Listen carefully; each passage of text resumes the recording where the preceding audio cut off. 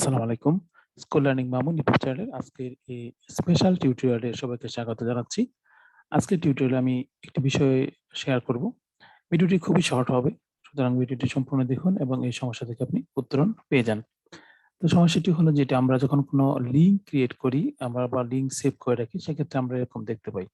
দেখুন এখানে লিঙ্কে যখন আমি ক্লিক করতে যাব তখন কিন্তু আমাকে যেটি দেখাবে সেটি কিন্তু আমাকে লিঙ্কটা কাজ করছে না। কাজ না করছে আমাকে একটা মেসেজ দিচ্ছে। দেখেন মেসেজটি কি আছে? আমাকে বলছে control plus click to follow link. এই লিঙ্কটিতে ক্লিক করতে হলে আমাকে কি করতে হবে? কন্ট্রোল প্লাস ক্লিক করতে হবে। ওয়ান টাইমে ক্লিকে হবে না। তো এই সমস্যাটি আপনাদের কিন্তু আসলে লিঙ্কে নয়। এই সমস্যাটি ছোট একটা সেটিংসে। তো সেটিংসটি আমি করে দেখাচ্ছি। তো চলুন ভিডিওটি শুরু করা যাক।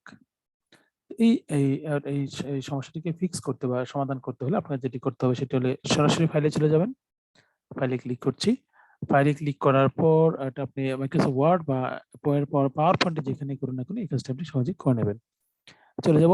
যেখানে অপশন আছে অপশন বাটনে ক্লিক করব। অপশন বাটনে ক্লিক করার পর নিচের দিকে দেখেন অ্যাডভান্সড অপশন আছে। অ্যাডভান্স এ ক্লিক করব।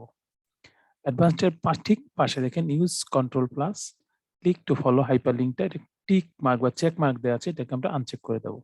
আনটিক করে দেব। দেওয়ার পর আমরা যেখানে ওকে বাটন আছে ওকে বাটনে ক্লিক করে দেব।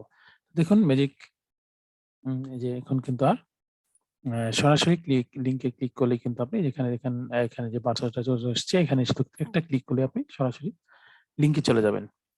তো যদি আমার ভিডিওটি ভালো লাগে তাহলে অবশ্যই লাইক করবেন, কমেন্টস করতে পারেন, মতামত জানাতে পারেন বা আপনাদের এই ধরনের ট্রিক্স বা টিপস যদি আপনার প্রয়োজন পড়ে সেগুলো কিন্তু আপনি সহজেই কমেন্টসে জানাতে পারেন।